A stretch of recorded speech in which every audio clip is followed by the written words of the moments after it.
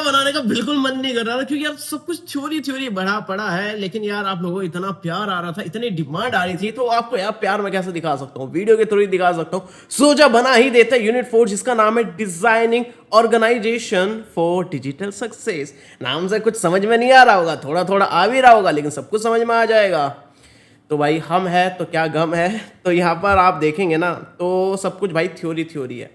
अगर मैं आपको हेडिंग बता दूं ना, आप खुद से भी लिख सकते हो। और काफी लोग भाई ये भी सोच रहे होंगे, भाई मेरे नोट्स जो है ना ज्यादा बड़े बड़े नहीं है। भाई बड़े बड़े नहीं बनाए हमने जान पूछ के।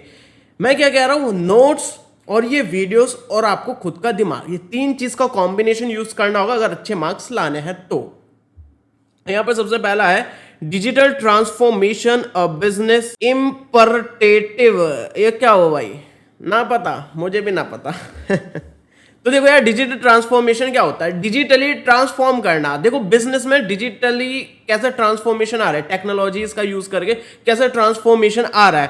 देखो ये डेफिनेशन है डिजिटल ट्रांसफॉर्मेशन क्या है। डिजिटल ट्रांसफॉर्मेशन जो है ना, वो डिजिटल टेक्नोलॉजी का यूज करके काफी सारी एरियाज में जो कि बिजनेस में यूज करी जा सकती है, अपने बिजनेस को इंप्रूव करना। ठीक है, यही हो गया डिजिटल। मतलब मैं क्या ओवर एक्सप्लेन कर रहा हूँ, डिजिटली जो जितनी भी टेक्नोलॉजीज है उन सब का यूज करके अपने बिजनेस को इंप्रूव करना, ताकि भाई सेल्स इंप्रूव हो पाए, कस्टमर को ज्यादा वैल्यू मिल पाए, कस्टमर को ज्यादा सेटिस्फेक्शन मिल जाए। यही सब है भाई, ये सब आप लिख सकते हो पूरा, ये इसमें सब कुछ यही लिखा है।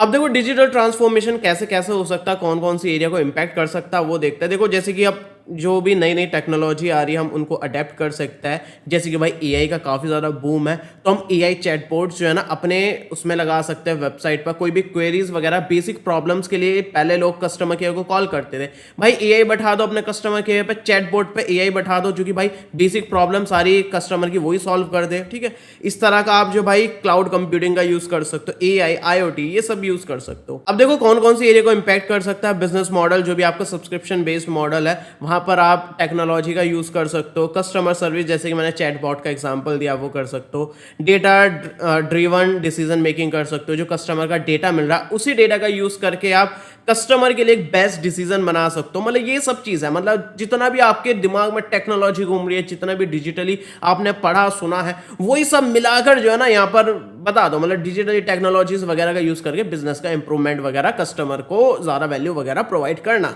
ये सब डिजिटल ट्रांसफॉर्मेशन है भाई। ये ज़्यादा खिचड़ी वाली बात है, तो इसको मैं ज़्यादा और ओवर एक्सप्लेन नहीं करना चाह रहा हूँ। तो ये आप समझ चुके होंगे, नोट्स में देख लेना अच्छे से और इसको लिख देना। अब है प्रिंसिपल ऑफ डिजिटल लीडरशिप। अब मन पे हाथ रख के बताओ, मन पे नहीं मतलब दिल पे हाथ रख के बताओ, लीडरशिप आपने कितनी बार पढ़ा है। अगर मैं आपसे पूछ लूं लीडरशिप की क्वालिटी क्या होती है, आप एकदम बताओगे। टाइम मैनेजमेंट स्किल होनी चाहिए लीडरशिप में, और लीडर को जो है ना सेल्फ मोटिवेटेड होना चाहिए, अडेप्टिबिलिटी होनी चाहिए, नई नई चीज़ों को अच्छे से अडेप्ट कर पाए, अलग अलग एनवायरनमेंट में अडेप्ट कर पाए। इसके अलावा जो है ना उसको क्विक लर्नर होना चाहिए, एकदम से नई नई टेक्नोलॉजी नई नई चीज़ें सीख पाए। भाई यही लिखना है, सही सुन रहे हो, जो आप इतने सालों से ये लीडरशिप की क्वालिटी पढ़ते जा रहे हो, यही लिखना है, प्रिंसिपल ऑफ डिजिटल लीडरशिप। बस ये है कि ये जो लीडर है ना जिसकी हम क्वालिटी लिख रहा है, ये डिजिटल वाला है। ये भाई किसी ऑर्गेनाइजेशन में ना, ये जो हमने डिजिटल ट्रांसफॉर्मेशन देखा, ये डिजिटल टेक्नोलॉजी वगैरह डिजिटल मार्केटिंग वाला जो लीडर है ना, उसकी क्वालिटी लिखनी है। देख लो भाई, तो इसमें भी डेफिनेशन भी देख सकते हो भाई। डिजिटल लीडरशिप जो होती है ना, एक लीडर की क्वालिटी होती है जो कि कंपनी को गाइड करती है और कंपनी को इम्प्रूव करती है डिजिटल ट्रांसफॉर्मेशन का यूज़ करके। जैसे कि इनोवेशन हो गया, काफ़ी सारी स्ट्रेटेजीज यूज़ कर सकते हैं, इस तरह की चीज़ें। अब देखो क्वालिटीज़ कौन कौन सी होती है एक डिजिटल लीडरशिप में। डिजिटल लीडरशिप की क्वालिटी पूछ ले या फिर डिजिटल लीडर की क्वालिटी पूछ ले, है ना, इस तरह की कोई भी चीज़ पूछी जाए भाई ये पॉइंट्स लिख दो। विजनरी थिंकिंग होनी चाहिए भाई, स्ट्रेट फॉरवर्ड अपने विजन को सोचना चाहिए कि भाई हमारा ये विजन है, हमें ये करना है। कोलैबोरेटिव होना चाहिए, अपने टीममेट्स के साथ अच्छे से कोलैब करना चाहिए। ठीक है, डेटा लिटरेसी होनी चाहिए, मतलब जो भी उसके सामने डेटा आ रहा है, एनालिटिक्स आ रहा है, उसके बेसिस पर वो डिसीजन ले पाए। ठीक है, रिस्क लेने की उसमें आदत होनी चाहिए। कंटिन्यूअस लर्निंग होनी चाहिए, जो जो नई नई टेक्नोलॉजीज आ रही है, एआई आ रहा है, ब्लॉकचेन आ रहा है, आईओटी आ रहा है, उनको एकदम से लर्न कर पाए, उनको सीख पाए, ताकि वो उन टेक्नोलॉजी का यूज करके अपने बिजनेस को ज्यादा इंप्रूव कर पाए, जो भी प्रोजेक्ट है उसको ज्यादा बेटर कर पाए। ये सब होनी चाहिए। एथिकल होना चाहिए, रेस्पॉन्सिबल होना चाहिए। एथिकल कहने का मतलब ये कि बस पर ट्रस्ट कर सकते हो, प्राइवेट रखना है, ऐसा ना हो कि भाई वो कंपनी में काम कर रहा है सारा डेटा दूसरी कंपनी को बेच रहा है, ठीक है। रेस्पॉन्सिबल होना चाहिए क्योंकि कोई भी जिम्मेदारी मिली है काम की, मतलब वही लीडरशिप क्वालिटी। ये भाई मैंने कितनी, इससे पहले देखो मैंने काफी सारी बताई थी ना, लेकिन इसमें नहीं लिखी। तो वही बात है, नोट्स में आपको नहीं लिख रहा लेकिन आपको दिमाग में आ रहा होगा लीडर की और क्या क्या क्वालिटीज होती है, वो सब लिख सकते हो। सेल्फ मोटिवेटेड होना चाहिए, ठीक है, और जो है वो सेल्फ अवेयर होना चाहिए, ठीक है, डिजिटली अवेयर होना चाहिए। कुछ भी पॉइंट आ रहा है भाई बना के लिखो, एक एडीयू है ये, फायदा उठाओ इसका, समझ रहे हो। इसको एक वो मत समझो कि यार AKTU है, ऐसी यूनिवर्सिटी है वैसी यूनिवर्सिटी, अंधाधुन कॉपी चेक करते, भाई इसका फायदा उठाओ, अंधाधुन कॉपी चेक करिए तो अंधाधुन लिखो इसमें।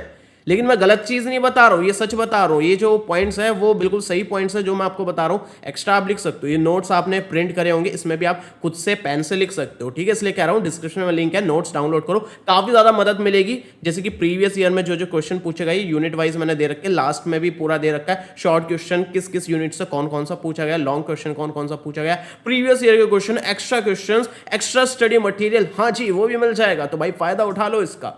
और देखो एक चीज और बता देता हूं, वो मैं आगे बताऊंगा। सबसे पहले देखते हैं ऑनलाइन पब्लिक रिलेशन, पब्लिक के साथ भाई रिलेशन बनाना। क्या हुआ, अपनी एक्स याद आ गई देखो ये होता है ऑनलाइन पब्लिक रिलेशंस।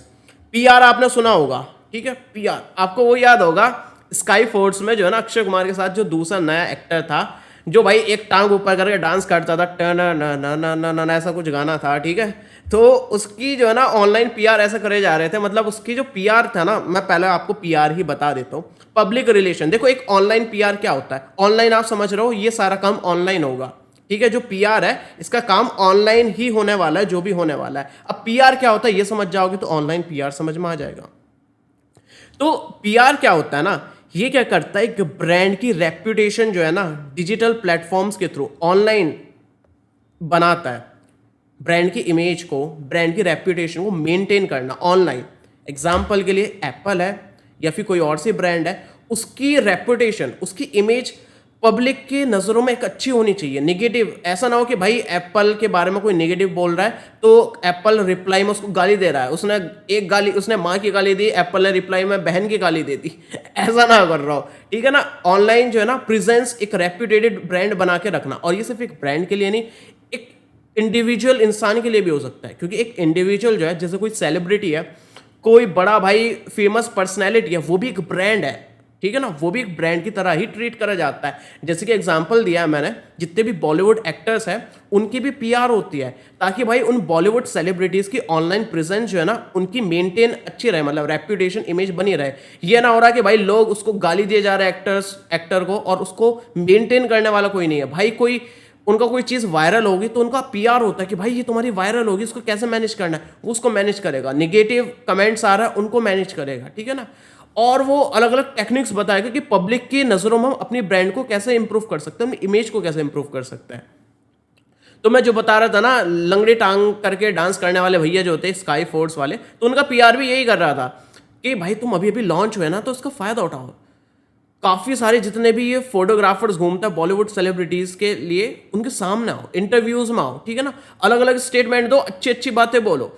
कोई आपसे फोटो खिंचाना है तो अपनी माला निकाल के उसको पहना दो। इससे क्या हो रहा है कि भाई ये यार ये बंदा कितना बढ़िया है, तो उसकी रेप्यूटेशन, उसकी इमेज बिल्ड करने के लिए उसकी PR ने आइडियाज़ दिए थे। तो इस तरह से ये ऑनलाइन PR होता है। समझ रहे हो ना आप, क्या पूरा फंडा मैंने अच्छे से एग्जाम्पल के साथ समझा दिया आपको।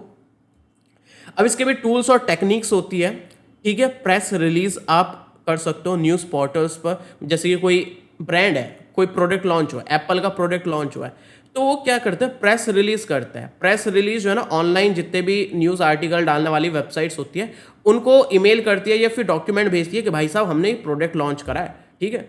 अब वो जो है ना जिसको भेजा है वो उसको प्रमोट करेगा या न्यूज़ आर्टिकल पे डाल देगा। एग्जाम्पल देखना ना, देख देख देख देख देख देख कैसा खुश हो रहा, अभी दिखाएंगे। अब देखो जैसे कि इन्फिनिक्स ने ना स्मार्ट TV लॉन्च करा था, ठीक है, तो इसकी ना प्रेस रिलीज करी गई थी। तो जितने भी न्यूज़ आर्टिकल्स वाले हैं या फिर इन्फ्लुएंसर्स हैं उनको ये प्रेस रिलीज करा गया था ईमेल पर कि भाई हमारा ये प्रोडक्ट रिलीज हुआ है। तो इन्होंने क्या करा, पब्लिक के साथ रिलेशन बनाने के लिए, देखो बेसिकली PR का मतलब यही है ना, पब्लिक रिलेशन, पब्लिक के साथ रिलेशन अच्छा बिल्ड करने के लिए ये ऑनलाइन PR का काम होता है। तो पब्लिक के साथ रिलेशन अच्छा बनाने के लिए, उन तक अपनी इंफॉर्मेशन पहुंचाने के लिए इन्होंने प्रेस रिलीज करा, जो कि मेरे पास आया। और इस पर जो है ना मैं अपनी वेबसाइट पर आर्टिकल डाल सकता हूँ, ब्लॉग डाल सकता हूँ, या फिर इस पर वीडियो बना सकता हूँ। तो ये, और मैं पब्लिक तक वो जानकारी पहुंचा सकता हूँ। तो ये था press release on online news portal. ये पूरा एग्जाम्पल के साथ बता दिया। और ये सेम वही बात हो गई, ब्लॉग पब्लिश कर सकता है, मतलब कंपनी खुद ही अपनी वेबसाइट पर इंफॉर्मेशन शेयर कर सकती है पब्लिक के लिए, जनहित में जारी, ठीक है। इन्फ्लुएंसर्स के पास जा सकती है अपने प्रोडक्ट को प्रमोट कराने के लिए, जो कि मैंने अभी आपको एग्जांपल दिखाया। फिर से दिखाता हूँ एक। अब जैसे कि एक ब्रांड है, इन्होंने ना अपना हेडफोन लॉन्च करा था, तो इन्होंने ईमेल करा कि हमने जो है ना आपका कंटेंट देखा, हमें पसंद आया और हमने एक नया हेडफोन लॉन्च करा है, और इसमें और भी काफ़ी कमाल कमाल के फीचर्स आता है। हम चाहते हैं कि इस हेडफोन को जो है ना आप अपने चैनल पर फीचर करो, इसके फीचर्स वगैरह बताओ, इसके बारे में आप एक वीडियो बना दो। तो इन्होंने क्या करा, एक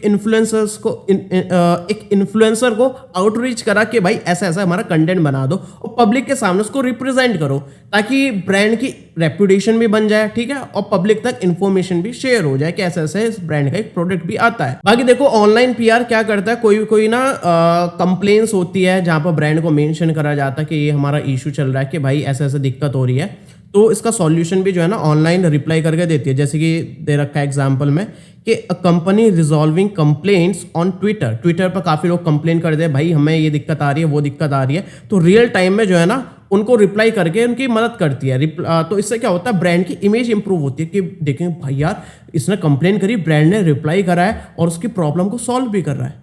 एग्जाम्पल देखना है, आज का ही ताजा एग्जांपल दिखाता हूं। मैंने खुद कंप्लेन करी है एक, जैसे कि भाई मैंने ना एयरटेल पेमेंट बैंक में ना 200 रुपए ऐड करे थे, लेकिन मेरे वो 200 रुपए ऐड नहीं हुए, लेकिन मेरे पैसे कट गए और 3-4 दिन हो गए और उसका ना तो रिफंड मिला, ना ही मेरे बैंक में वो ऐड हुआ। तो 200 रुपए भाई मेरे गायब हो गए कहीं। तो मैंने जो भाई कंप्लेन कर दी ट्विटर पर, मतलब बेसिकली एक ट्वीट डाल दिया और एयरटेल को मेंशन कर दिया, और जो पर्टिकुलर जो है ना जिस कैटेगरी की मेरा वो है मतलब कंप्लेन है, जैसे कि एयरटेल पेमेंट बैंक आया तो उसको मेंशन कर दिया, और इनका कस्टमर केयर वाला भी हैंडल होता है, वो भी मैं मेंशन कर देता अगर वो होता तो यहाँ पर जैसे मैंने कंप्लेन डाली ना, इसके बाद ना तुरंत ही एयरटेल वालों का मेरे ट्वीट पर रिप्लाई आ गया कि कुलभूषण भाई हम समझ रहे हैं आपकी कुछ दिक्कतें चल रही है, आप हमें ये जो है ना आपकी डिटेल्स पर्सनली शेयर कर दीजिए मैसेज में। तो ये ना पब्लिकली मैंने कंप्लेन करी। अब भाई पब्लिकली मैंने कंप्लेन करी है तो ब्रांड चाहेगा पब्लिक में भाई इमेज खराब बनाओ, तो उनकी मजबूरी हो जाएगी कि भाई इस बंदे की प्रॉब्लम सॉल्व करनी पड़ेगी, वरना भाई ये निगेटिविटी फैल जाएगी सब जगह सोशल मीडिया पर। तो इस तरह से भाई ब्रांड इस तरह से कंप्लेन का रिप्लाई भी देती है। अब इसी से रिलेटेड ना एक और चीज आती है, ऑनलाइन रेप्यूटेशन मैनेजमेंट। तो ये और ज्यादा मतलब शार्प कैटेगरी हो गई, एक तरह से बोलना चाहिए। इसका काम सिर्फ यही है कि रेप्यूटेशन को मैनेज करना, वहां पर जो है ना पब्लिक के साथ रिलेशन भी बनाना, पब्लिक के साथ कांटेक्ट भी करना, ब्रांड अपनी इंफॉर्मेशन भी शेयर करेगी, लेकिन यहाँ पर मेन मुद्दा है रेपुटेशन बनाना। तो ये क्या है, the process of monitoring and influencing, ठीक है ना, मॉनिटर करना, इन्फ्लुएंस करना कि बिजनेस या फिर इंडिविजुअल को ऑनलाइन कैसे देखा जा रहा है, ऑनलाइन नजर में भाई बढ़िया दिखाना है ब्रांड को, ये सब मेंटेन करना। कोई भी नेगेटिव कमेंट आ रहा है, नेगेटिव वे में मेंशन करा जा रहा है कहीं, तो उसको पॉजिटिव तरीके से अच्छे तरीके से रिप्लाई करना, उसको हैंडल करना, ये सब चीज़ होती है। शॉर्ट में ORM बोल देते हैं। तो यहाँ पर भाई काफ़ी सारे ना मॉनिटरिंग मेंशन टूल आता है, जैसे कि गूगल अलर्ट्स आता है। इसमें क्या होगा, अगर आपको कोई भी कहीं पर मेंशन करेगा ना तो आपको पता चल जाएगा, नोटिफिकेशन आ जाएगा कि आपको भाई यहाँ पर मेंशन करा गया। तो इस तरह का टूल्स यूज कर सकते हो कि कहीं भी आपको मेंशन करा जाए, आपके बारे में कहीं बात हो, आपको तुरंत पता चल जाए। अच्छा बोला जा रहा है तो भाई अच्छी बात है, उसको प्रमोट करो, स्टोरी डाल दो, कहीं पर शेयर कर दो। निगेटिव बोला जा रहा है तो उसको निगेटिव कमेंट है, निगेटिव मेंशन करा गया, उसको अच्छे तरीके से हैंडल कर लो। इस जैसे कि ये दे रखा है कि कोई निगेटिव रिव्यू है तो भाई उसको पोलाइटली और अच्छे तरीके से हैंडल करो। और जो भी आपके पॉजिटिव कंटेंट है ना, जैसे कि किसी ने पॉजिटिव रिव्यू दिया, आपका कोई हेडफोन है, उसका आप हेडफोन ब्रांड है, अच्छा रिव्यू दिया किसी ने, तो उसको प्रमोट करो, स्टोरी पर शेयर करो कि भाई कस्टमर्स हमारे प्रोडक्ट्स को लाइक कर रहा है। तो इस तरह से ब्रांड की रेपुटेशन मेंटेन करना, अच्छी चीज़ों को प्रमोट करना, और जो नेगेटिव चीज़ें आ रही है आपको कस्टमर्स की तरफ से उसको अच्छे तरीके से हैंडल करना। तो ये सारी चीज़ें करी जाती है ORM में। इसका गोल क्या है, इसका गोल यही है कि भाई ट्रस्ट बिल्ड करना। अच्छी रेपुटेशन होगी तो भाई कस्टमर्स के बीच में आपकी रेपुटेशन अच्छी होगी, और मतलब वो ट्रस्ट कर पाएंगे कि भाई अच्छी ब्रांड है, सब अच्छे बोल रहा है, कस्टमर जो है ना, जैसे कि आप कोई प्रोडक्ट देखते हो, परचेस करते हो, उसका रिव्यू देखते हो, देखेंगे भाई सब पॉजिटिव है, तो आपको लगेगा कि हाँ भाई ये सही है चीज़, तो आप ट्रस्ट कर सकते हो। तो यही सारी चीज़ है भाई, आप पॉजिटिव चीज़ों को प्रमोट करोगे और यही सब है। क्वेश्चन भी सिंपल तरीके से ही पूछा जाता है कि ब्रांड रेप्यूटेशन मैनेजर का क्या काम होता है। अगर कोई ब्रांड रेप्यूटेशन मैनेजर है तो उसका काम क्या है भाई, यही काम है जो मैनेजमेंट मैंने सिस्टम दिखाया ना, यही मैनेज करना होगा कि नेगेटिव कमेंट्स को अच्छे तरीके से हैंडल करना, अच्छे रिव्यूज़ को हाईलाइट करना, प्रमोट करना, ये सारी चीज़ें। और भाई आपस में इनका कंपैरिजन भी पूछ लिया जाए, OPR और ORM का, ये भी आप कर सकते हो। दोनों थोड़े से ना मिलते जुलते हैं, थोड़े थोड़े से डिफरेंस है, वो आप यहाँ पर देख सकते हो, अपने आप देख लेना। अब बात करता है रिटर्न ऑन इन्वेस्टमेंट, ROI। भाई कितना पैसा खर्च करने पर कितना ज्यादा प्रॉफिट बना, ये भी तो देखना पड़ेगा। मैंने एग्जांपल दिया था ना, एक वो था यार, एक मूवी का सीन था कि इतने का तो भाई हमारा वो था, लेकिन वो हो गया, मैं क्या ही बोल रहा हूँ यार, वो सीन मुझे याद नहीं आ रहा, छोड़ते हैं खैर। तो इसमें ये पता चलता है कि भाई डिजिटल मार्केटिंग में जो हम इन्वेस्ट कर रहे हैं ना, जो खर्चा कर रहे हैं, उस खर्चा करने के बाद हमें प्रॉफिट कितना बनना है, ये चेक करा जाता है ROI में, ठीक है ना। इसका सिंपल सा फंडा है कि नेट प्रॉफिट फ्रॉम कैंपेन, मतलब जो हमने एड रन करा है या फिर जो भी हमने प्रमोशनल एक्टिविटी करी है, उसमें उसको करने के बाद, उसको करने की वजह से हमें कितना प्रॉफिट बना वो लिखो। उसके नीचे भाई डिवीजन में लिखो कि टोटल आपका खर्चा कितना है कैंपेन में, उसको मल्टीप्लाई करो 100 से, तो आपको एक परसेंटेज का अमाउंट मिल जाएगा, उससे आपको पता चल जाएगा कितना प्रॉफिट हुआ, कितना आपको नुकसान हुआ। अब आपको एक एग्जांपल दिखाता हूं। मैंने ड्रॉप शिपिंग का एक बिजनेस शुरू करा। ड्रॉप शिपिंग का मतलब वही है भाई, इधर से माल लेके उधर बेचना। मतलब मैंने ये समझ लो सिंपल फंडा, मैंने एक जूते बेचने का ना ऑनलाइन बिजनेस शुरू करा है। तो मैंने ऑनलाइन बिजनेस शुरू करा जूते बेचने का। मैंने बढ़िया जूते मंगवाए, बढ़िया, बहुत बढ़िया। अब मैंने जूते बेचने के लिए भाई कस्टमर्स तक बताने के लिए कि भाई मैं जूते बेच रहा हूँ, मुझे एड्स चलाने पड़ेंगे, ठीक है, डिजिटल मार्केटिंग करना पड़ेगा, सोशल मीडिया पर मैंने एड्स रन कराए। मान लो मैंने 1000 रुपए के एड्स रन कराए, कितने के, 1000 रुपीज के एड्स रन करा दिए मैंने। अभी 1000 रुपीज के एड्स रन कराए। अब जब मैंने एड्स रन कराए भाई, मेरे पास कस्टमर आ गए बहुत सारे, लगभग 10 ऑर्डर आ गए मुझे, ठीक है, 10 ऑर्डर आ गए, 10 ऑर्डर नहीं 100 ऑर्डर आ गए, ठीक है। 100 ऑर्डर्स आने के बाद जो है ना, मुझे जो प्रॉफिट बना, 100 ऑर्डर मतलब अमाउंट मान लो मैंने 1000 रुपए का एक जूता बेचा और मेरे पास 100 जो है ना कस्टमर आए हैं, और उसमें मुझे प्रॉफिट बना लगभग टोटल सेल कर वर के लगभग मुझे 2000 का प्रॉफिट बना। तो ये हमारा 2000 का प्रॉफिट बना। तो ROI कितना हो गया, रिटर्न ऑन इन्वेस्टमेंट कितना हो गया। तो सबसे ऊपर हम क्या लिखते हैं कि कितना हमारा प्रॉफिट बना, हमें बना 2000 का प्रॉफिट। नीचे लिखो कितना आपने इन्वेस्ट करा था इस डिजिटल मार्केटिंग में, हमने करा था खर्च 1000 रुपीज़, इंटू कर दो 1000 रुपीज़, तो कितना अमाउंट आ गया। तो ये हमारा पूरा सॉल्व होकर आ जाएगा। भाई साहब तुम ही कर देते यार, मुझसे मैनुअली मत कराओ। तो ये हमारा आ गया 200, तो 200% का हमें प्रॉफिट बन गया। तो 200% मतलब हमारा दुगना प्रॉफिट बन चुका है, तो मतलब फायदा रहा है। लेकिन अगर मेरा प्रॉफिट पता कितना होता है, अगर बाय एनी चांस भाई मैंने 1000 रुपए के एड्स रन कराए, ठीक है, 1000 के मैंने एड्स रन करा दिए, लेकिन मेरा प्रॉफिट जो बना वो सिर्फ 500 रुपए का बना, तो मेरा ROI कितना हो गया, ROI कितना हो गया 50% का, ठीक है ना, 50% का, मतलब प्रॉफिट तो बना है लेकिन भाई वो सही नहीं बना है। तो देखो 100% से अगर कम आपका प्रॉफिट बन रहा है ना, ROI आ रहा है, तो भाई वो तो नुकसान की बात है ना। मतलब आपने 1000 खर्च करे और प्रॉफिट से 500 रुपए का बना, तो ये कोई बात हुई। तो आपका प्रॉफिट जो है ना, ये ROI जो है ना, अच्छा मेरे हिसाब से जब माना चाहिए कि जब आपका 500% से ज्यादा है ना ROI। मैं डिजिटल मार्केटिंग के टर्म में बोल रहा हूँ, ROI काफ़ी सारे टर्म्स में होता है, मतलब काफ़ी जगह होता है जहाँ पर आपकी इन्वेस्टमेंट तो ज़्यादा होती है लेकिन ROI थोड़ा कम होता है परसेंट के कंपेयर में, तो वहाँ पर नहीं बोलो। कहने का मतलब ये है कि ROI जो है ना 500% या फिर उससे ज़्यादा अच्छा होता है, या फिर मतलब 100% से तो ज़्यादा होना चाहिए। अगर 100% से ज़्यादा आ रहा है इसका मतलब आप लॉस में नहीं हो, लेकिन अच्छा तभी होगा जब आप 500% या फिर उससे ज़्यादा का ROI आपका आ रहा है। अब देखो ये ROI कैसे हम मेजर कर सकते हैं, मतलब क्या क्या तरीके हो सकते हैं। देखो मैंने आपको ना गूगल एड्स के काफी बार एग्जांपल दिखा रहे, काफी बार डैशबोर्ड दिखा रहे, बार बार नहीं दिखा रहा हूं। जैसे कि गूगल का एनालिटिक्स आप यूज कर सकते हो, उसमें आपको पता चल जाएगा कितना कन्वर्जन आपको मिल रहा है, आपने कोई भी, जैसे मैंने जूते बेचने का एग्जांपल दिखाया, मैंने एड्स रन कराया, तो मैं गूगल एनालिटिक्स में चेक कर सकता हूँ कि कितने लोगों ने परचेस करा है, तो वहां से मुझे डेटा मिल जाएगा।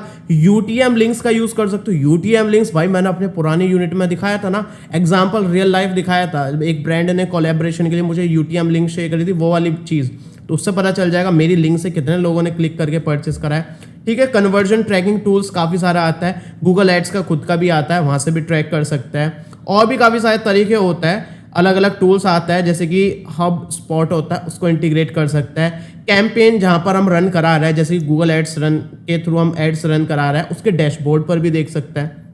तो ये चीज़ आप थोड़ी याद कर लेना, 5 पॉइंट्स है, तो ये बेसिक मैंने आपको आइडिया दे दिया है, तो ये आप लिख सकते हो easily. Value addition by digital marketing, इसकी हेडिंग से क्या समझ में आ रहा? वैल्यू एडिशन, क्या वैल्यू ऐड कर रहा है डिजिटल मार्केटिंग, डिजिटल मार्केटिंग से क्या वैल्यू ऐड हो रही है। सिंपल वर्ड में आपको बताऊं ना, आप आंसर अपने आप लिख दोगे। मेरी बात ध्यान से, फोकस इधर, एकदम दिमाग शांत करके मेरी बात सुनो। वैल्यू एडिशन की जगह ना यहां पर लिखा value addition by digital marketing, इसकी जगह सोचो अगर मैं आपसे बोलूं एडवांटेजेस ऑफ डिजिटल मार्केटिंग, क्या आप आंसर कर सकते हो? डिजिटल मार्केटिंग के एडवांटेजेस बता सकते हो? बताओ। आप कम खर्चे में ज़्यादा लोगों तक पहुंच सकते हो। ठीक है, आप एक टारगेटेड ऑडियंस तक पहुंच सकते हो। ठीक है, आप ये ट्रैक कर सकते हो कि डिजिटल मार्केटिंग में हमने कितना खर्च करा है और इतना खर्च करने के बाद हमें कितने यूजर्स तक हम कितने यूजर्स का कन्वर्जन हो पाया, मतलब हम 1000 लोगों तक पहुंचे हैं और उसमें से 100 लोगों ने परचेस करा है, ये डेटा भी आप चेक कर सकते हो। ये सारे एडवांटेजेस है डिजिटल मार्केटिंग के। अब यही इन्होंने अलग तरीके से पूछा है, value addition by digital marketing, ये कौन सी बला है भाई? यही बला है कि डिजिटल मार्केटिंग से क्या वैल्यू ऐड करी जा रही है। कोई आपसे एडवांटेजेस पूछ रहे तो आप बता सकते हो, इतने सारे हम यूनिट्स में देख चुके हैं। कोई वैल्यू एडिशन पूछ ले तो भी आप बता सकते हो। वाइडर रीच, आप ज्यादा लोगों तक पहुंच सकते हो, इंटरनेशनली भी आप पहुंच सकते हो, इंडिया में रहकर आप यूएस के लोगों को भी टारगेट कर सकते हो, कम खर्चे में आप टारगेट कर सकते हो। ठीक है, टारगेटेड ऑडियंस मिलेगी आपको, रियल टाइम फीडबैक भी मिलेगा। ठीक है, डेटा ड्रिवन डिसीजन कर सकते हो, आप डिसाइड कर सकते हो डेटा के बेसिस पर। आप देखेंगे कि भाई हमने जो है ना, जब एड रन करा है वीडियो के फॉर्मेट में, एक हमने फोटो के फॉर्मेट में ऐड रन कराया, लेकिन वीडियो के फॉर्मेट में हमें कन्वर्जन ज़्यादा मिले, तो आपको एक डेटा मिला कि हम अगर वीडियो के फॉर्मेट में, मतलब इंस्टाग्राम पर पोस्ट की जगह हम रील को एड्स पर रन कराए तो ज़्यादा कन्वर्जन मिल रहा है, तो हम क्या करेंगे, हम रील का यहाँ पर एड्स ज़्यादा रन कराएंगे। तो डेटा ड्रिवन अप्रोच यहाँ पर काफ़ी बड़े तरीके से काम करती है। बेटर कस्टमर एंगेजमेंट, भाई कस्टमर के साथ एंगेज करके अपने प्रोडक्ट को प्रमोट करा सकता है, ब्रांड की इमेज को इंप्रूव कर सकता है। भाई ये सारी चीज़ें वो एडवांटेजेस है। देखो अगर आप डायरेक्टली इसको ये समझते हैं ना, value addition by digital marketing, पहले यही सोचते ये क्या होता है, फिर ये पढ़ते, कनेक्ट नहीं हो पाता, कनेक्शन बन गया ना। अब ये समझ रहे हो ना, यही तो बात है बस भाई, जो आपको समझ नहीं है। अब इसके बाद है evaluation cost effectiveness of digital strategies. तो इसका कहने का मतलब ये है कि डिजिटल मार्केटिंग जो हम कर रहे हैं ना, जो भी हम डिजिटल स्ट्रेटेजीज यूज कर रहे हैं, हम उसको कैसे कॉस्ट एफिशिएंट बना सकते हैं। इसका एफिशिएंसी क्या होती है? कम रिसोर्सेज में ज्यादा आउटपुट लेना, यही तो एफिशिएंसी होती है। आप भाई इंजीनियर हो, आपने पढ़ा होगा ये, ठीक है, सीपीयू जीपीयू का आपने पढ़ा होगा कि सीपीयू हमारा खाली ना रहे, एक सीपीयू से ज्यादा आउटपुट निकाल लो। कोई मशीन है, उससे ज्यादा आउटपुट कैसे निकाल सकता है? कम पैसों में ज्यादा आउटपुट निकालना। ये पूछ रहा है कि डिजिटल मार्केटिंग में कम खर्चे में ज्यादा आउटपुट कैसे निकाल सकता है। भाई सिंपल फंडा है ना, सिंपल फंडा है। क्या कर सकते हो आप? एक स्पेसिफिक ऑडियंस को ही टारगेट करो जिसको आप प्रोडक्ट बेचना चाहते हो। ये नहीं सभी को ऐड दिखा रहा हो, समझ रहे हो? आप जो है ना, एग्जाम्पल के लिए क्या बोलना चाहिए, लड़कियों का मैं कुछ एग्जाम्पल ले रहा था। हाँ, लड़कियों की भाई कोई ब्रेसलेट बेच रहे हो, ठीक है, लड़कियों के लिए कोई ब्रेसलेट बेच रहे हो। अब वो ऐड जो ना आप लड़कियों को दिखाओगे तो ज्यादा आउटपुट बढ़िया मिलेगा, या फिर सबको दिखाओगे, लड़कों को भी दिखा रहे हो, लड़कियों को भी दिखा रहे हो, बच्चों को भी दिखा रहे हो, बूढ़ों को भी दिखा रहे हो, कहां ज्यादा कन्वर्जन मिलेगा? आप 1000 लड़कियों के एड्स दिखा रहे हो और 1000 ऐसी पब्लिकली सबको ऐड दिखा दिया, तो कहां पर ज्यादा परचेस करेंगे लोग? 1000 लड़कियों को दिखाया ना, तो उसमें से 200 या 300 लड़कियां परचेस कर लेगी, लेकिन आपने 1000 जो है ना ऐसी पब्लिकली सबको ऐड दिखा दिया, छोटे बच्चे बूढ़े सबको, तो वहां से 10 या 15 लोग ही परचेस करेंगे। तो यहां पर यही तो तरीका होता है, कैसा आप एफिशिएंसी ला सकते हो, कम खर्चे में ज्यादा आउटपुट।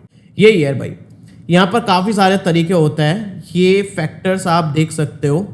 अब देखो ये जो फैक्टर्स है ना, मैंने थोड़ा एक्सपेंड करके लिख दिया, आपको नोट्स भी जो है ना अपडेटेड मिल जाएंगे जहां पर सब कुछ एक्सपेंडेड मिलेगा। सबसे पहले भाई CAC, कस्टमर एक्विजिशन कॉस्ट। भाई एक कस्टमर को लाने में मेरे कितना खर्चा हो रहा है, जितना कम होगा उतना बेटर होगा, ठीक है ना।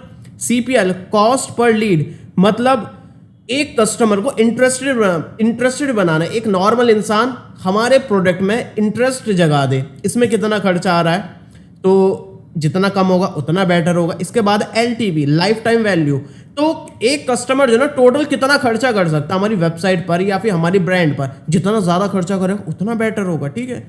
इसके अलावा भाई कन्वर्जन रेट, कि भाई कितने सारे लोग जो है वो हमारे बायर में बन रहे हैं, जितनी बार भी वो ऑनलाइन आ रहा है, तो जितना ज़्यादा होगा उतना बेटर होगा। मतलब कोई लोग आए हैं तो वो हमारे बायर बन रहा है, तो कितना कन्वर्जन बन रहा है एक नॉर्मल विजिटर से एक बायर में, एक कस्टमर में, तो जितना ज़्यादा होगा, जितना हायर होगा उतना बेटर होगा। तो ये सारे फैक्टर्स आप कैसे इवेल्युएट कर सकते हो, काफ़ी सारे भाई टूल्स आते हैं, गूगल एनालिटिक्स है या फिर जहाँ पर आप एड्स रन करो उसका डैशबोर्ड होता है, जैसे कि गूगल एड्स का हुआ, वहाँ पर देख सकते हो। फेसबुक पर एड्स रन करो, मेटा पर आप एड्स रन करो, वहाँ पर आपको एड मैनेजर में पूरा डैशबोर्ड दिख जाएगा। तो ये सारी चीज़ें आप यूज़ कर सकते हो।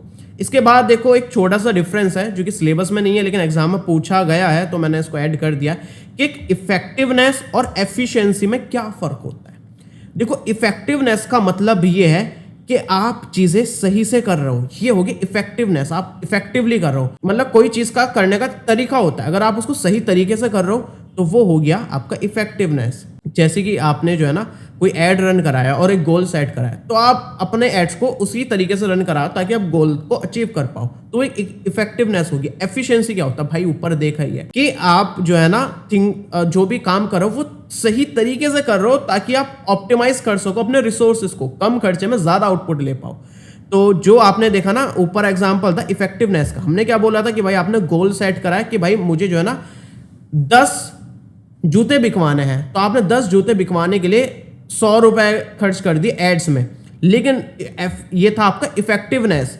अब बात कर रहे हैं एफिशिएंसी की, अगर मुझे 10 जूते बिकवाने हैं और मैं पहले 100 रुपए खर्च कर रहा था एड्स में 10 जूते बिकवाने के लिए, लेकिन अगर मैं 50 रुपए खर्च करके 10 जूते बिकवा दूं, मतलब उतना ही जो है अचीवमेंट कर पाए, वही रिजल्ट हम ले पाए लेकिन कम खर्चे में, तो वो होगी efficiency, getting the same result with less ad spend. तो ये चीज है भाई एफिशिएंसी और इफेक्टिवनेस। ये भाई टूल्स दे रखे हैं डिजिटल सक्सेस इवैल्यूएशन के, ये भाई प्रीवियस ईयर में क्वेश्चन पूछा गया था, तो ऊपर जो मैंने वही दिखाया, गूगल एनालिटिक्स हो गया, सेमरश हो गया, ये भाई नाम याद कर लेना, एक दो टूल्स है ये आप कर लेना, यहाँ पर आप जो है ना इवेल्युएट कर पाओगे, ठीक है ना, परफॉर्मेंस वगैरह को, जो भी आप डिजिटल मार्केटिंग के थ्रू कर रहे हो। तो देखो यार ये यूनिट थोड़ी सी जो है ना थ्योरेटिकल थी, ठीक है, कुछ चीजें थोड़ी बहुत आपको याद करनी पड़ेगी जैसे टूल वूल के, मतलब ऐसा कुछ इसमें हार्ड वगैरह नहीं था, बढ़िया थी यूनिट, आपको मजा आ गया होगा। और ये मजा आप फिर से लेना चाहते हो तो भाई यूनिट 5 देख लो, आपको फिर से मजा आएगा। उसके बाद और मजा देखना चाहते हो तो भाई सब्सक्राइब कर लो, बहुत सारा कंटेंट आने वाला है। और एक चीज बता देता हूं, स्किप मत करना, सुन लो बात मेरी, अगर आप हमारे साथ हमारे क्रेजी कक्षा पर पढ़ाना चाहते हो, पैसा मिलेगा आपको उसका, जो कि भाई ठीक ठाक अमाउंट होगा, ज़्यादा मतलब ऐसा भी नहीं कि बिल्कुल घटिया हम अमाउंट पे करेंगे, अच्छा अमाउंट मिलेगा, अच्छी क्वालिटी में अच्छे तरीके से आप पढ़ा सकते हो क्रेजी कक्षा पर। तो लिंक हमने डिस्क्रिप्शन में दे रखे हैं, वहां पर जाकर अप्लाई कर लो, नोट्स को डाउनलोड कर लेना। All the best for your exams. हमारे kkstore.kkworld.in पर अनबॉक्स और न्यू प्रोडक्ट्स काफी क्रेजी लूट प्राइस पर मिल रहा है, लिंक डिस्क्रिप्शन में मिल जाएगी। काट देना मेरे एडिटर भाई, दोबारा सुन लो, तुम काटते नहीं हो, ये डिजिटल ट्रांस